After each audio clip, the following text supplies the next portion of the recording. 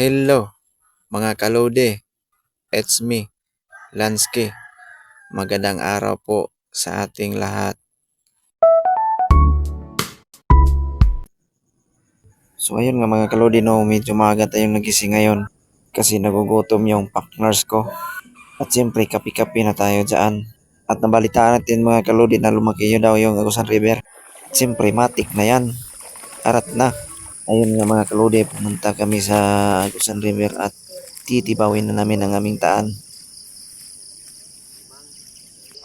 So ayun nga mga kaludino, nandito na tayo sa bandang Kasagingan. Siyempre, plakad-lakad tayo dyan. Shout out pala sa tagiya sa saging. O gwapo kanilang mga saging rin kalude. At siyempre mga kalude, kasama ko ngayon ang mama at papa ko. Ayun na nga mga kalude, ay nakarating din tayo sa Agusan River. Ayun na nga, pinutol muna yung damo bago daw bibirahin. So ayun na nga, dumating na tayo sa puntong binibira na natin yung ating tain. At siyempre mga kaludi, tayo ang videographer. Kaya naman daw nila yan. At saka mga kaludi, magaan lang yan. Ayun na nga mga kaludi, hinihintay natin na may kumibo sa loob ng ating tain. Wala yatang huli. Kaya pala walang huli, dumaan yung kukalyong sa harap ng ating tain. So ayun mga kaludi, dito na tayo sa pangalawang bira. Sinubukang birahin nilang dalawa, ang papa at mama ko. Parang matigas yata.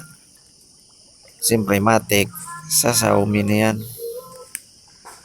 So ayun, sinubukang birahin, matigas pa rin. Siyempre matik, tutulong na tayo dyan. Medyo nahirapan tayo dito mga kaludin, natagal-tagalan tayo dito. Kasi daming putik sa loob ng ating tain. At siyempre may diskarte tayo, kaya ayun, naangat din natin. Ayun na nga, nililinisan pa nila yung sa bandang ibaba kasi daming putik. At makikita natin ngayon mga kalude, bibidyohan ko yung loob. Ayun o, yan. Yan mga putik na yan ang nakaarang sa daanan ng isda, kaya medyo kunti lang ang huli natin ngayon.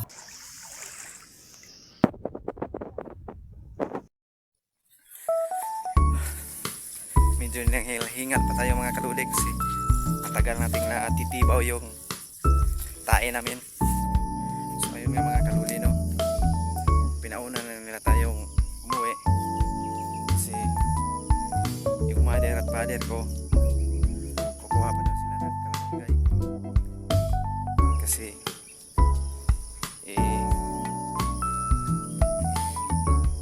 ilagay daw namin sa nahuli naming isda para pang tinula.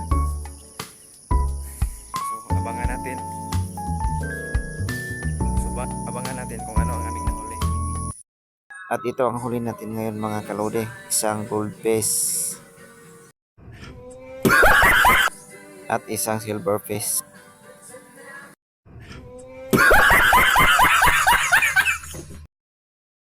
At ayan, may huli din tayong apan-apan sa ilalim ng tubig.